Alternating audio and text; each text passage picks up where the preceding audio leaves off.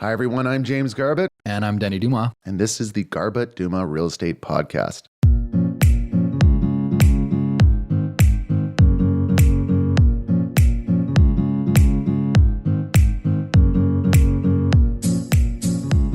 Sales volumes dropped, Monica. Is the sky falling? Absolutely. No, it's That's not. it. End of podcast. Sky's falling. That's it. No. I don't know. Certain areas are really busy and certain areas aren't. And it kind of depends what product it is. And of course, like always, listing price, values, expectations. A lot of the areas that we work in are experiencing a kind of a variety of themes right now when it comes to busyness. I think, for us, areas like the Tri-Cities have just stayed busy. They went through a little point in time where it was seeming really slow, but there just wasn't much on the market for, I had buyers still looking and there just wasn't anything for them to buy. Now there's a little bit more inventory and we're seeing a lot of action in the Tri-Cities, a lot, mostly in the, $800,000 range for townhomes up to like the 1.5, 1.6 range for detached. Anything in that range is like flying off the shelf if it's decent, even if it's not decent in some cases. New West the same. New West detached, if it's good and doesn't need a bulldozer, it's selling. Overall sales to active listing ratios are down across the board in Greater Vancouver. We had unsustainable numbers in 2021 and saw that kind of activity in 2017 too.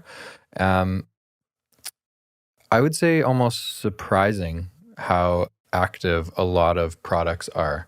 And there's definitely been an adjustment in price points from January, February, March of 2022 to today, with interest rates climbing, 3.5%, something in that range. In a very short period of time, you would assume that consumers are a bit fearful. And typically we see a pickup in activity after the Labor Day long weekend through September, October. And that has absolutely happened again. In a lot of markets that we work in, they're like a good home priced correctly is getting multiple offers almost all of the time. I mean, there was a home that was listed yesterday. So it was, as of last night, 0 days on market in Coquitlam. And I asked the agent if I could see it today at 11. And he's like, sure. But we had showings all day today and we're looking at offers tomorrow at 6 because we already have received so many offers. And they didn't have an offer presentation day planned because he had no clue that it was going to be this busy. I mean, this was yesterday and it had 0 days on market and went into multiples. I mean, looking at the stats the real estate board put out, a few days ago, a day or two ago. I mean, areas like Richmond are performing really, really well. Like high detached benchmark pricing, high townhouse benchmark pricing, high condo benchmark pricing. West Vancouver, of course, is doing really well. East Vancouver is doing really well.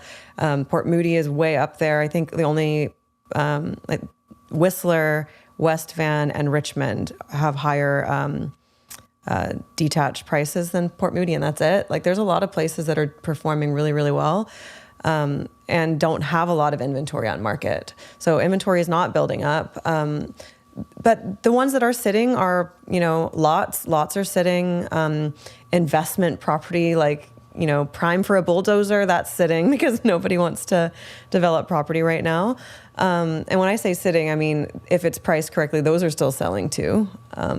So it's been a pretty exciting fall so far. I think we kind of partially predicted that would happen because it was just so slow. And we all know that, the Vancouver real estate market is a unicorn and it's very resilient. And there's a lot of people that want to purchase property. And when there's nothing available over a period of time, every time what happens is you have a buildup of buyers.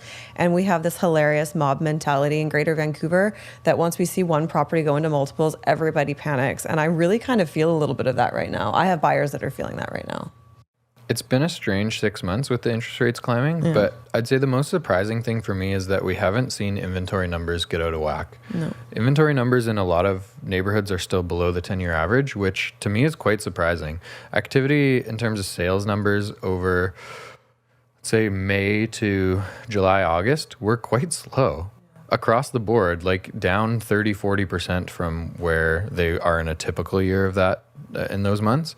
And that typically means inventory numbers start building up, and we didn't see that.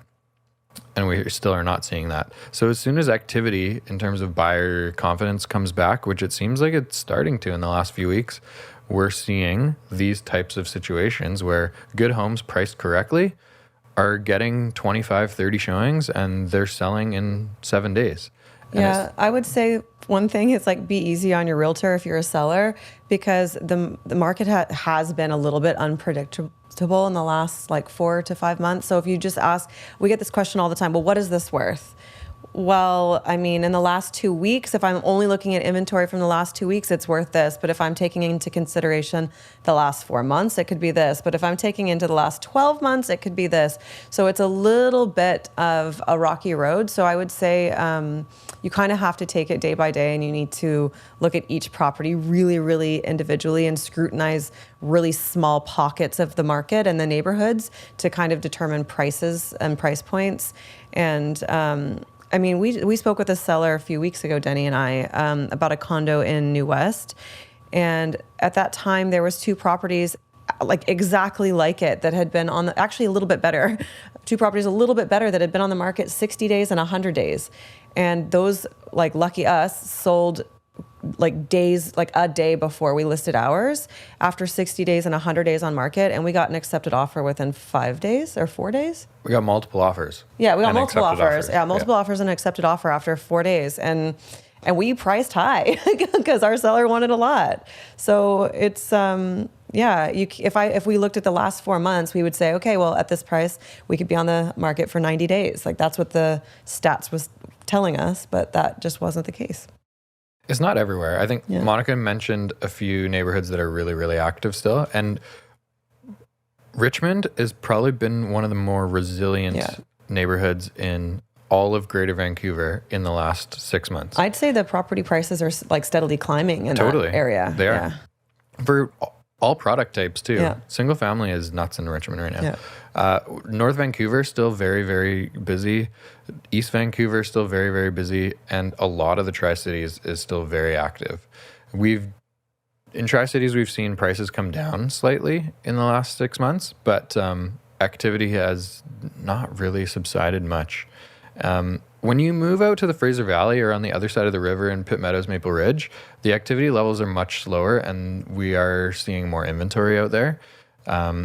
Those were the areas that were potentially the busiest through 2021, where we saw the biggest jump around COVID in price points. And those have probably been hit the hardest in the areas that we work anyway of price points. Their price points have come down and their inventory is built up a little bit. So it's more buyer friendly in the Fraser Valley and Pitt Meadows, Maple Ridge than it is on this side of the river.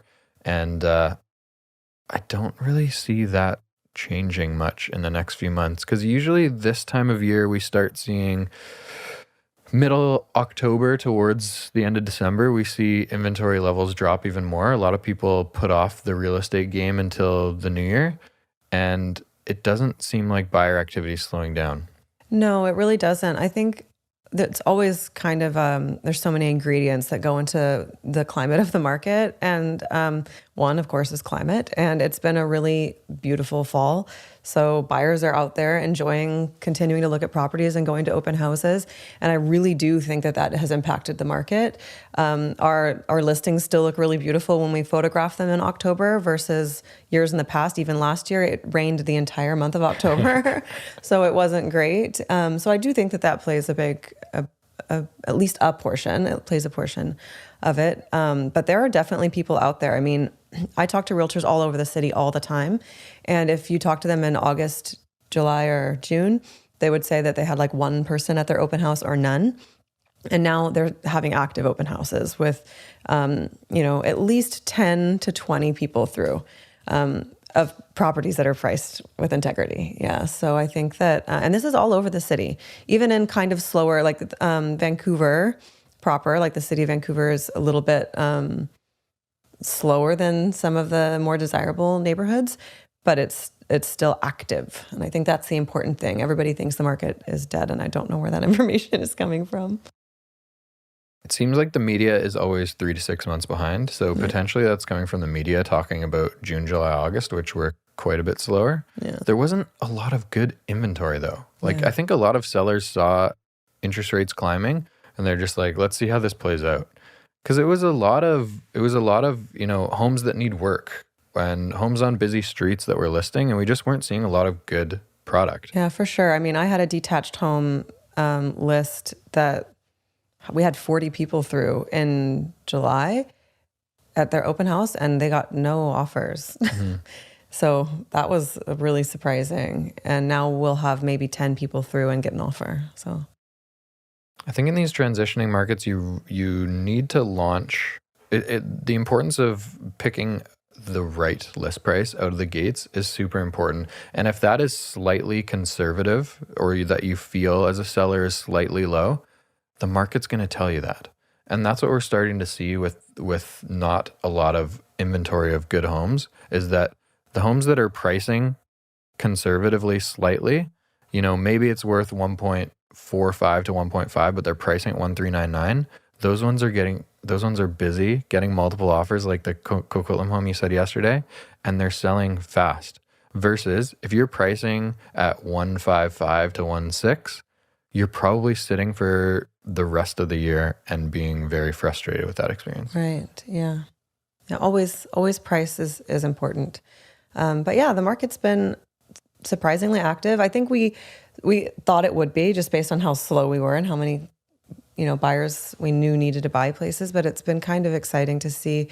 And when I say exciting, I mean it's a really fun story to watch the Vancouver real estate market. It's really, we defy all odds. I follow so many realtors on social media, and they're all posting things in different areas, like all over Canada and the US, posting things about how slow the markets are in their market centers. And it's not what we're experiencing here. So it's just an interesting market. Yeah. We got busy days. We should head out. Yeah. But for real, yeah.